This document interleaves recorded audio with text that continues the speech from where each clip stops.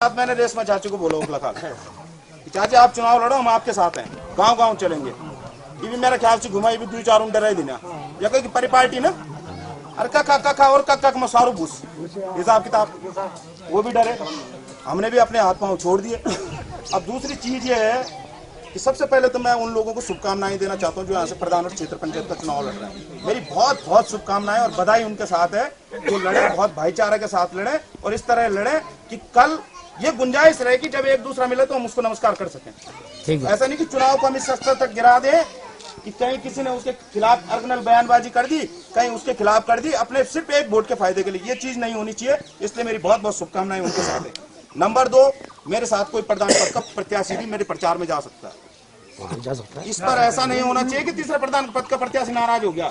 नहीं, वो तो अलग चीज है, गलत है। अगर यहाँ से 10 प्रधान लड़ेंगे तो मैं 10 वोट अरेंज करूंगा। एक वोट अगर वो चाहेंगे तो मैं ओपन चैलेंज दिलाऊंगा और ये चाहें कि गुप्त में देना है तो गुप्त में दूंगा। 5 कैंडिडेट लड़ेंगे तो वो 10 वोट 2 भागों में डिवाइड करूंगा ताकि किसी की नाराजगी न रहे। बाद बाकी आपकी अपनी कन्वेंसिंग अलग होगी। और क्षेत्र पंचायत का कोई कैंडिडेट मेरे साथ चलता है तो दूसरे अन्य की तैन फंडा कल मुख राजी बगदाड़ी हो जाएगी। दिनेश भाई के घर पे भी जाना है, दरमियान चाचा के घर पे भी जाना है, वकील साहब के घर पे भी जाना है, अजयपाल भाई अजयपाल भाई घर पे भी जाना है, सुनील के घर पे भी जाना है और चतुर भाई के पास भी जाना है। बिल्कुल सही बात है। मैंने सैली भाई के पास भी जाना है, है कि नहीं? मैंने टिक्कम भाई के पास भी जाना है, मैंने सबके पास जाना है। मुझे तो सबका आशीर्वाद चाहिए और ये बिना आशीर्वाद के काम संभव नहीं है, ये मैं पहले बता दूं। बाद बाकी मैं इस देव स्थली पर भगवान द्वारिकानाथ को साक्षी मानकर ये प्रण लेता हूं कि यदि मैं आपके सहयोग, आपके आशीर्वाद से जीता तो जो योजना भी होगी वो व्यक्ति विशेष को नहीं दूंगा। मैं इस देव स्थली पर आऊंगा, वहां पर डिसीजन लूंगा और जो यहाँ की मातृ शक्ति, जो यहाँ का बुजुर्ग निर्णय ले लेगा वो सार्वजनिक स्तर पर करूंगा। मेरा उसका कोई व्यक्तिगत ऐसा नहीं होगा कि मेरे तक दुई चल के साथ खुदरे टन बताऊं तक क्यों नहीं खैली बताऊं तक क्यों नहीं खैली।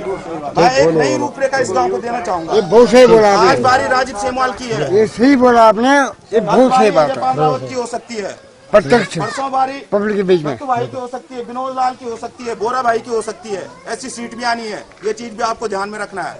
मैं कल चुनाव में गया था तो मेरे को एक चीज बहुत बुरी खली, बहन की भी मुझे किसी ने बोल दिया यार होर तो तेरू संग ठीक है और लोहार का फोड़। वो चीज साले दिल में चुभ गई कि लोहार का क्या भाई, कहाँ है क्या लोहार का, मतलब लोहार का वाला तुम बोतली को यार समझना वो हमारे गांव का हिस्सा नहीं है क्या है? मैंने उसको ऐसा जवाब दिया, मैंने कहा भाई साहब अगर कोई सबसे ज्यादा तटस्थ है तो वो है, जब गांव की बात आती है तो सबसे पहले मरते हैं। इसलिए मुझे उनपे एक रत्ती भर का शक नहीं है, वो मेरे साथ कंधे से कंधा मिलाकर चलेंगे। एक निवेदन मेरा और है, जो लोग आज तक जहाँ गए बहुत अच्छी बात है, मैंने उनको तब भी कहा कि मैं चुनाव लड़ूंगा। कुछ लोगों ने बहुत संशय तरीके से ये बात फैलाई कि राजीव सेमवाल चुनाव नहीं लड़ सकता। राजीव और अभी भी फैला रहे हैं कि राजीव सेमवाल को फलाने ने उठा दिया, राजीव सेमवाल को फलाने ने उठा दिया। और कौन फैला रहा है? जिनको डर है इस गांव से, जिन्होंने इस गांव पे सेंध लगा रखी थी, वो उनका एक है कि बस राजीव सेमवाल को उठा दिया। अरे जब राजीव सेमवाल डमी कैंडिडेट हो तो क्यों उसका नाम ले रहे हैं? बात खत्म करो ना, वो चैप्टर क्लोज करो। पर उनको इतना खौफ पैदा हो गया कि देहरादून के होटलों में पार्टी देने शुरू कर दी उन्होंने कल शाम से। यहाँ के लड़कों को इकट्ठा करके वहाँ पार्टियां शुरू हो गई। पर मैं उससे डरने वाला नहीं हूँ। आप लोगों का स्नेह और आशीर्वाद मेरे साथ रहा तो बहुत जानदार तरीके से मैं इस चुनाव को लड़ूंगा और बहुत शानदार तरीके से जीतूंगा। भाई मैं आपको वचन दे रहा हूँ। यहाँ पे नंबर 1 और बात, मैं ये पृष्ठभूमि सिर्फ अपने लिए तैयार नहीं करना चाहता, मैं ये पृष्ठभूमि आने वाली जनरेशन के लिए तैयार करना चाहता हूँ। कल हो सकता है आपका बेटा इसके लायक बन जाए।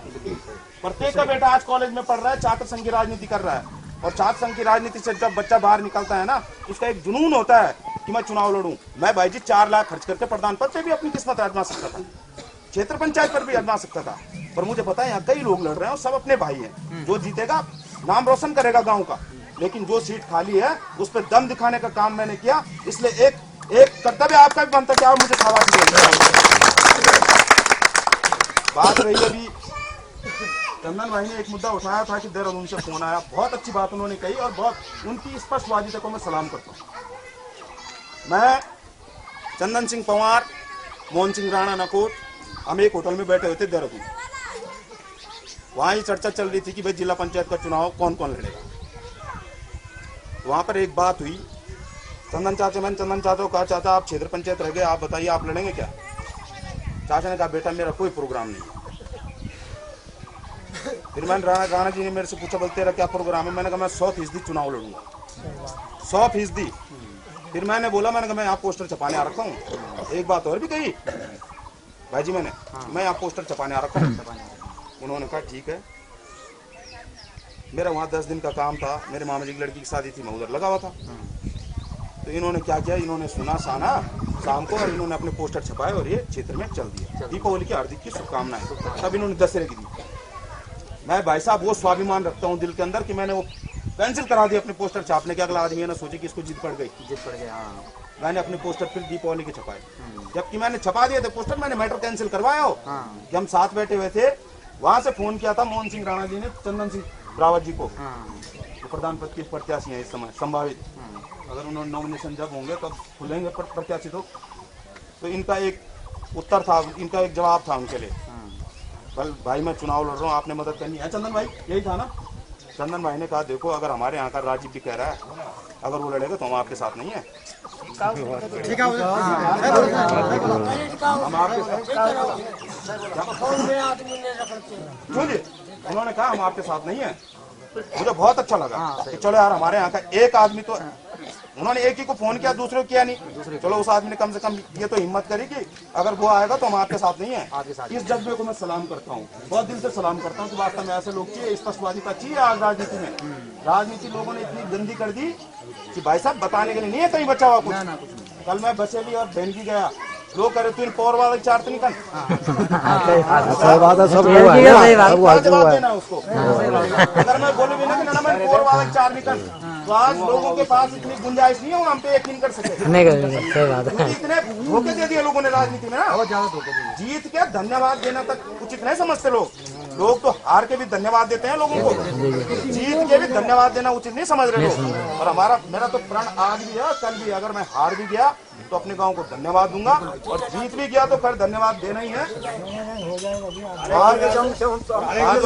कोई नहीं, घर में सब कुछ है, बर्तन है, पानी